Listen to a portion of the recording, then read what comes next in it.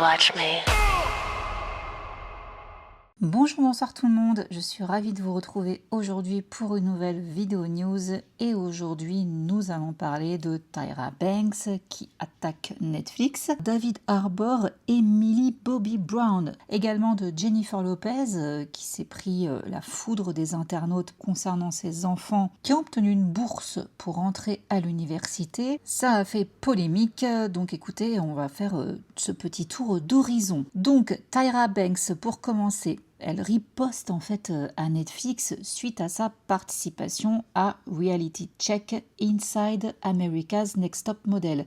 Je vous avais fait une vidéo complète sur le sujet quand justement le documentaire Netflix est sorti. Je vous ai justement raconté l'histoire d'America's Next Top Model et justement de ce fameux documentaire. Donc n'hésitez pas à aller le voir pour avoir plus de contexte.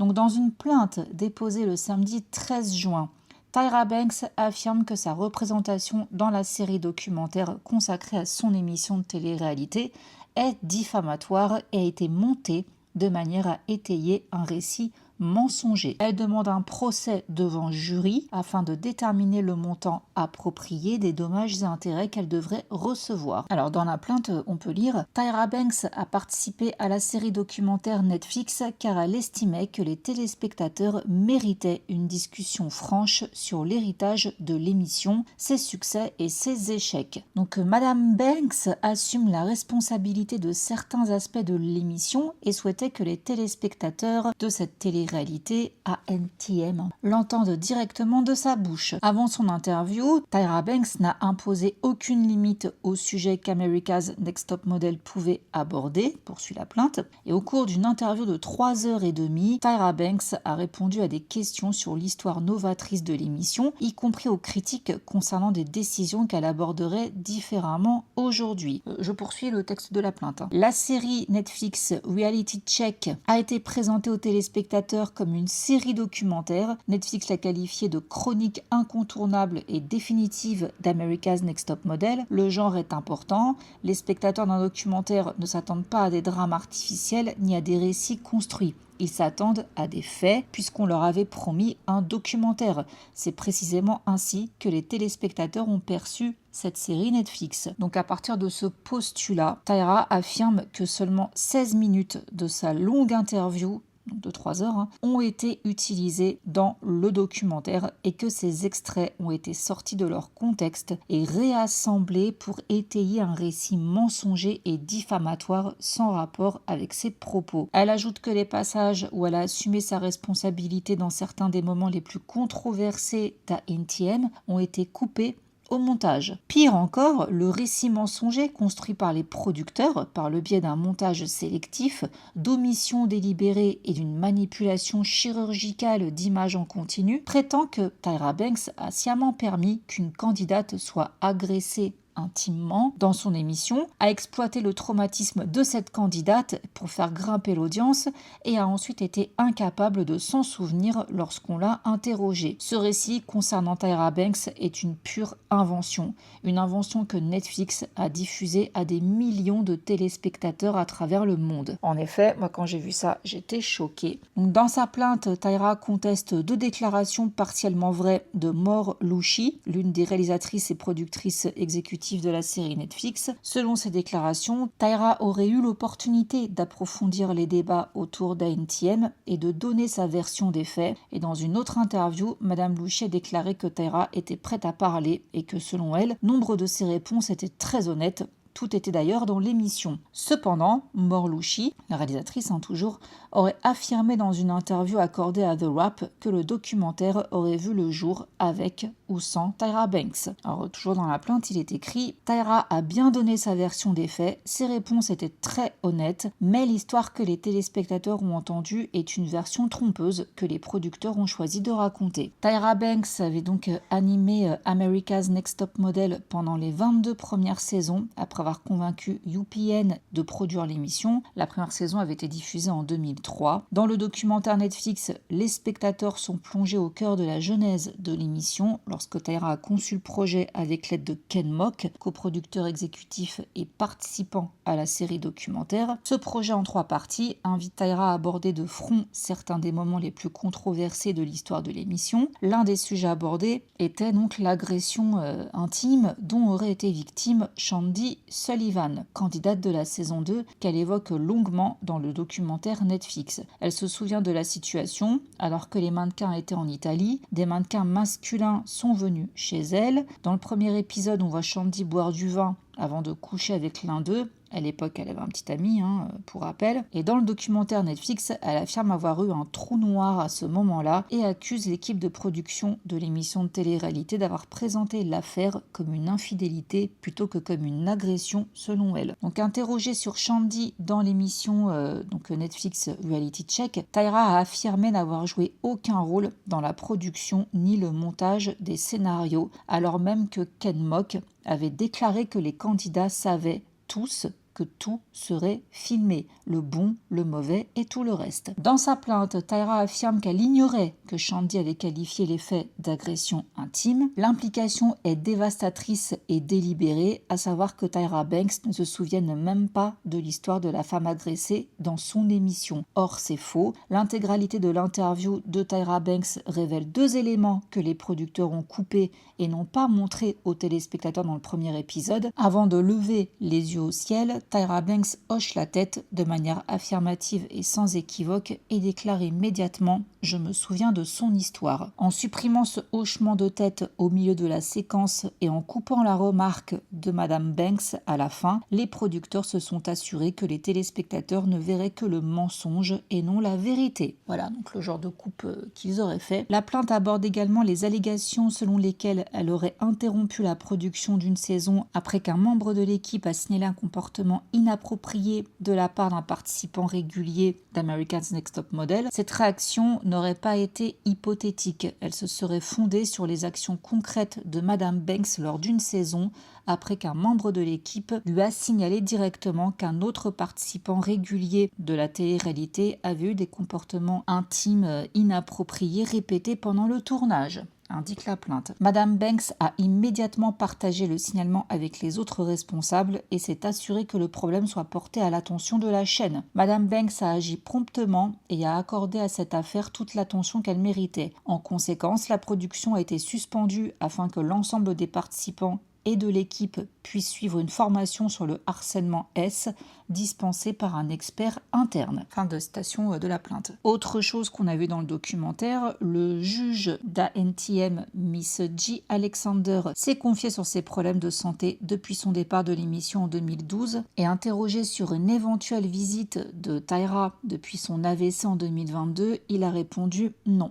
Pas encore. Elle vient de m'envoyer un message, elle veut venir me voir, mais non, je ne l'ai pas encore vue. Quelques jours plus tard, le 19 février, alors le documentaire Netflix était sorti le 16 février, donc vraiment juste après, Miss G était invitée dans l'émission de Sherri Shepherd, aux côtés de ses anciens collègues Nigel Barker et Jay Manuel. Miss G a déclaré que Tyra avait pris de ses nouvelles, mais qu'elle ne lui avait toujours pas rendu visite. Dans sa plainte contre Netflix, Tyra a répondu aux allégations blessantes présentées dans la série documentaire, selon lesquelles elle n'aurait jamais contacté ni rendu visite à Miss G après son AVC. Alors je cite la plainte, « Si les producteurs avaient informé Madame Banks que la série Netflix inclurait une déclaration de Miss G affirmant qu'elle ne lui avait jamais rendu visite à l'hôpital, Tyra Banks aurait expliqué qu'elle vivait en Australie depuis 2 ans et demi. Elle aurait démontré à quel point elle avait tout fait pour contacter personnellement Miss G dès qu'elle avait appris son AVC. Elle aurait également montré le SMS reçu d'un membre de la famille de Miss G qui a finalement répondu des mois plus tard pour s'excuser de ne pas avoir répondu plus tôt aux messages et appels de Madame Banks, car il se concentrait sur son rétablissement. Madame Banks aurait expliqué qu'après ce premier contact,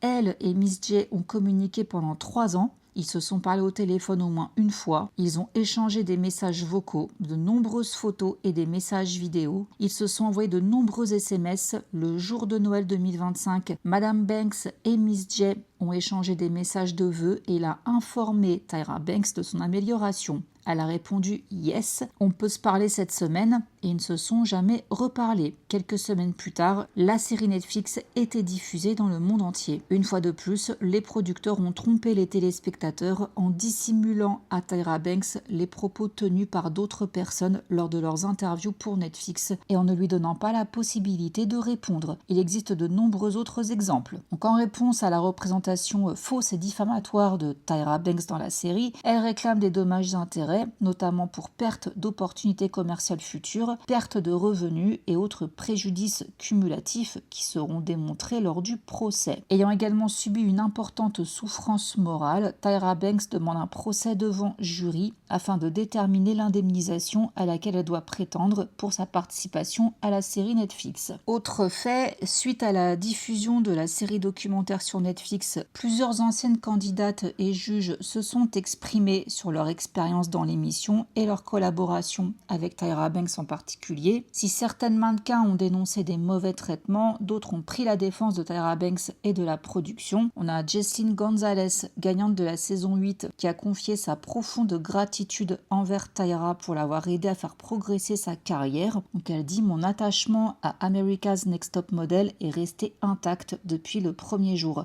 Je suis toujours fan de l'émission, de Tyra et de l'héritage qu'elle a laissé, notamment de la façon dont elle a transformé ma vie de manière si positive. » On a également Kelly Cutrone, attachée de presse et membre du jury des saisons 18 à 22, qui a également salué le travail de Tyra et a déclaré qu'elle était convaincue que le mannequin finirait par triompher. Elle a fait beaucoup pour les gens, y compris pour ceux qui la dénigrent en ce moment, notamment ceux qui ont travaillé sur l'émission. Je pense que 80% de la série documentaire est incroyablement déformée. Je crois que la vérité finira par éclater. Voilà donc concernant les retombées de ce documentaire Netflix. On verra bien ce qui va se passer si vraiment l'affaire va être portée devant un jury. Maintenant, passons à David Harbour et Millie Bobby Brown. Souvenez-vous que lorsque la dernière saison de Stranger Things est sortie, je vous avais fait une vidéo news où il avait été question apparemment d'une plainte. Donc l'objet de la plainte, c'était harcèlement et intimidation avant le début du tournage de la saison 5. Or, lors de la première de la saison 5, ils avaient l'air de très bien s'entendre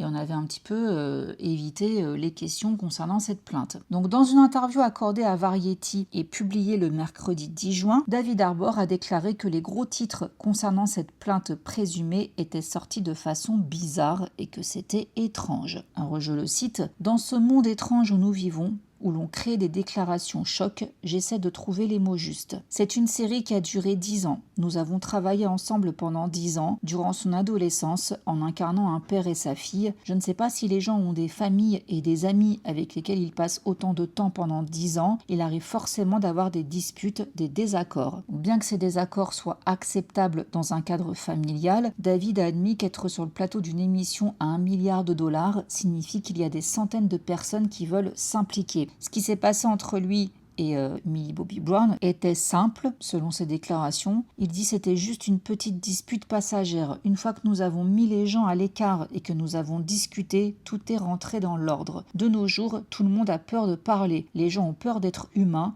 C'est dommage parce que je ne sais pas comment me débrouiller dans ce monde médiatique bizarre, mais c'est tout à fait normal et nous nous adorons comme toujours. Il a également laissé entendre que Millie Bobby Brown et lui travaillaient sur plusieurs nouveaux projets ensemble. Il dit « Vous nous verrez plus souvent ensemble, Millie et moi. 10 ans, c'était trop court. Il y a un lien très fort entre nous. Je l'aime et elle m'aime. » Alors on a Millie Bobby Brown qui avait également partagé un commentaire avec Variety concernant toute cette histoire, ces affirmations. Elle dit « Évidemment, j'ai énormément changé entre la saison 1 et la saison 5 et David a été là à chaque étape. Au fil du temps, notre collaboration créative s'est intensifiée. Quand on travaille avec quelqu'un pendant autant d'années, on arrive à se stimuler mutuellement, émotionnellement dans les scènes. Même si la série est terminée, je lui suis toujours très reconnaissante. Avoir partagé cette expérience avec lui pendant tant d'années est quelque chose dont je me souviendrai toujours avec émotion et que je chérirai toujours. Et elle avait confié également à Deadline, avant la diffusion du premier épisode de la saison 5 de Stranger Things, qu'elle se sentait évidemment en sécurité avec David Harbour sur le plateau. Bien sûr que je me sentais en sécurité avec lui.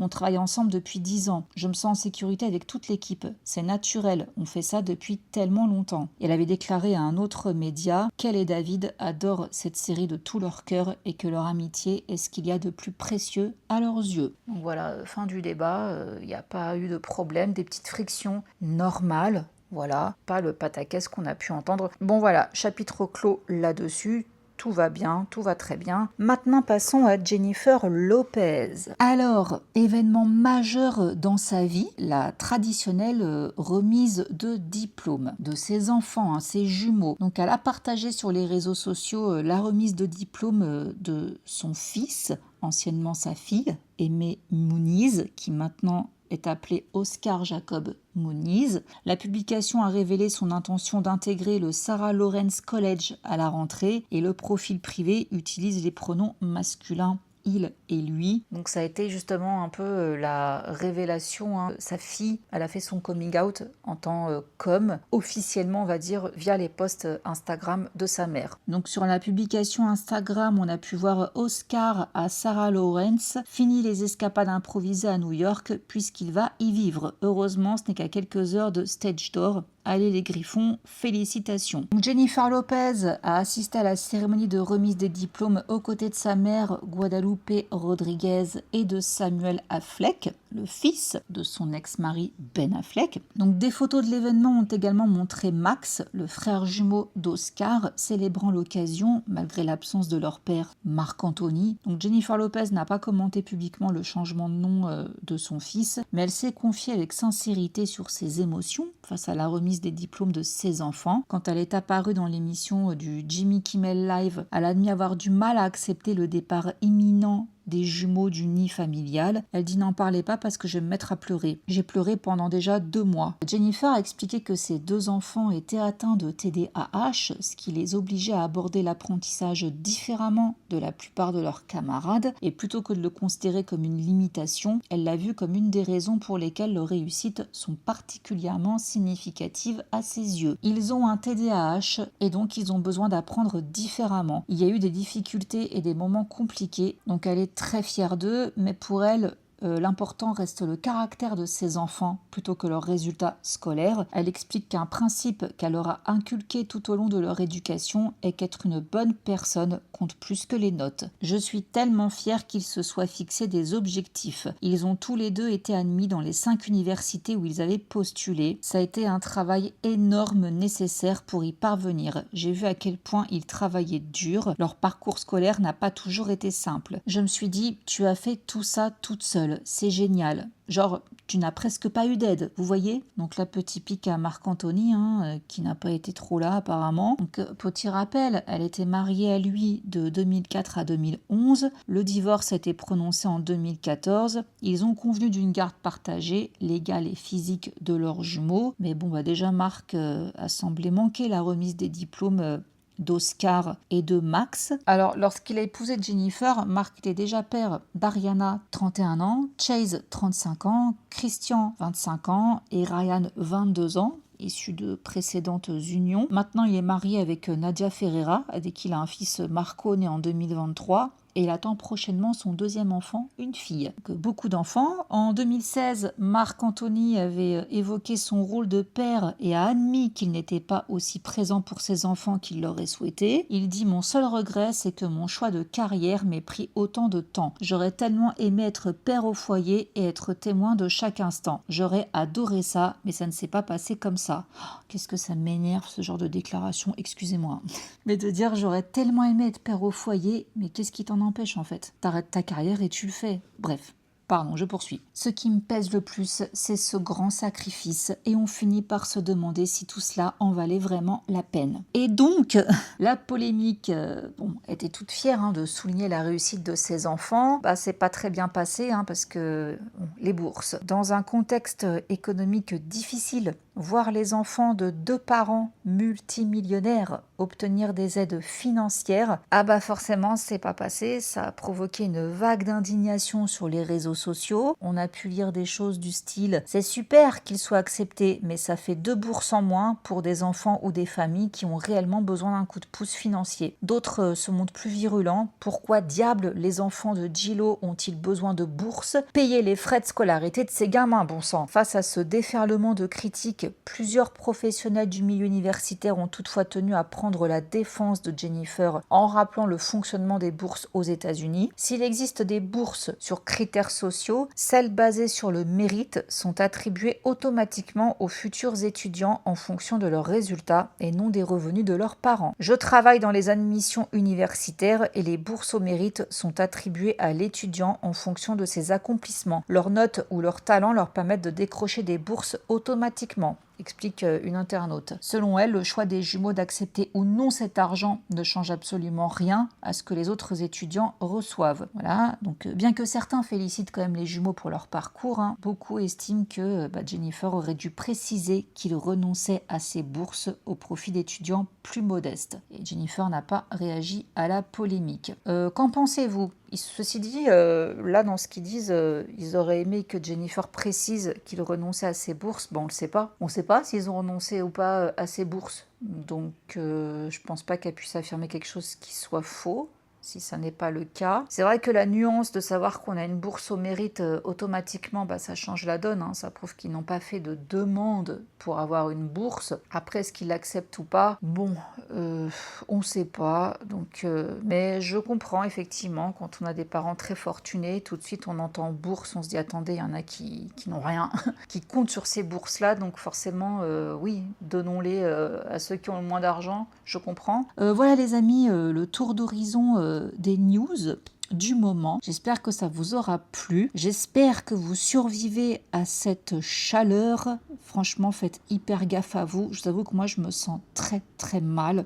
C'est d'ailleurs pour ça que je suis encore en voix off. Ça change rien pour ceux qui m'écoutent en podcast, mais pour ceux qui sont en vidéo, désolé, si vous aimez voir ma tête pour l'instant, vous en êtes privés. Je m'en excuse. Blague à part, faites vraiment très très attention à vous. Cette semaine, elle est terrible. Donc économisez votre énergie, buvez beaucoup d'eau, faites attention à vos proches. Je vous l'ai déjà dit, je vous le répète, là on est vraiment dans le pire du pire, quoi. Donc force à vous tous, je vous embrasse très fort et je vous dis à dimanche.